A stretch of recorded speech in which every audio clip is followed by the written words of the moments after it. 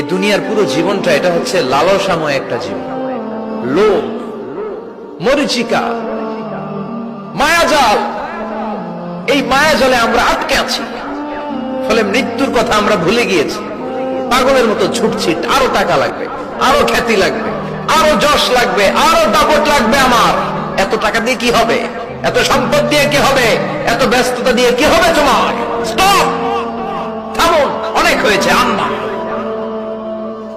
থামুন, take a rest, take a breath and think about death. Think that you have to go back to your Lord. একটু বসেন না, একটু ভাবেন যে আমাকে চলে যেতে হবে, চলে যেতে হবে। এই কোলাহল, এই ব্যস্ততা, এগুলো থাকবে, থাকবো না আমি। সাইয়েদনা ওমর ফারুক বলেছেন, মুতু ক্বাবলা আন তামুতু, মরার আগে একবার মরো। হাসিবু ক্বাবলা আন তুহাসাবু আলাইকুম, তোমার হিসাব নেওয়ার আগে তুমি একবার নিজের হিসাবটা করো না। কাগজ বের করে একটু লিখো না, কি কি ভালো কাজ করছিলা, যেগুলো দিয়ে নাজাতের ওসিলা হতে পারে। 1 2 3, আর কি কি আকাম কুকাম করছো দেখো না।